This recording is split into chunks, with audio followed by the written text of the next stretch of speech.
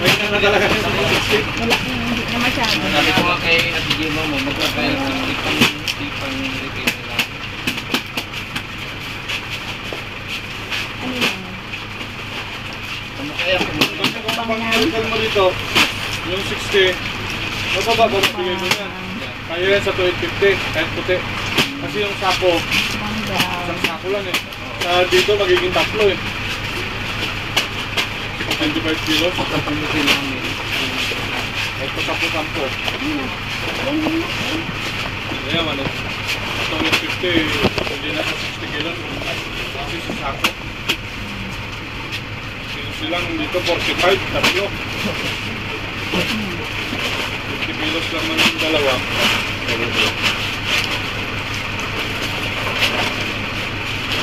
Okay lang? Oo. 55 lang nga. Yan na lang sa yan sa Ipa ako na lang doon. Pahaba na lang doon. Pwede pang pag ganon? Oo, pwede pa. Ayaw pa na pwede pa eh. Pwede pang pag ganon? Ganun na. pagkano na lang. Bali 60. 50 lang. 60. Oh, 60 ba? Palin niya nga. Vincent. Yung 45 di ba? Tatlo, 45. 60 na lang. Oh, 15. Isang ano po.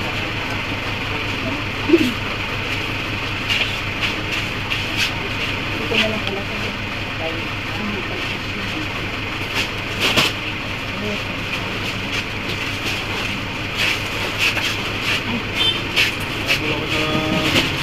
Swerte nung isang araw kaya yung insurance namin sa ano, hindi talaga matanggihan.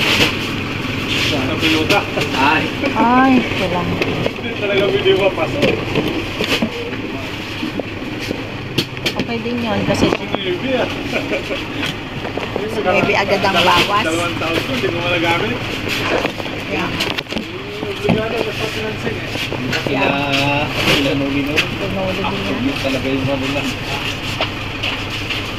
Lalo lang insurance. Pinagyaran ko sa PC.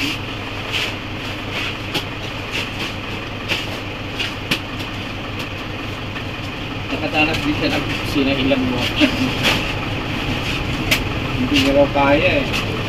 Hindi na rin magamit kasi hindi na rin mag-aaral dito yung bata kung nasa paglaho. May isa daw o But, sabi niya makakaya. Ay yung sila bibi naman, sinambot nila, tapos industry sila license. Sa? Pag nagkasira sila rin pa, sabi nga Wala. ninyo, kahit hindi na, sabi sa bibi. Diba? Eh, pag-isa na sila sa pa. nag-aaral na sila nag-menu. Puro lang mulot. Pangalan naman yun eh. Kasi nang inayang sila ibalik. Kasi yung nag-down.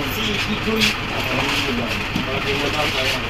Kaya kailangan din ni Bibi para kaya din mag-stay. Ayun na lang. Ayun na lang nila.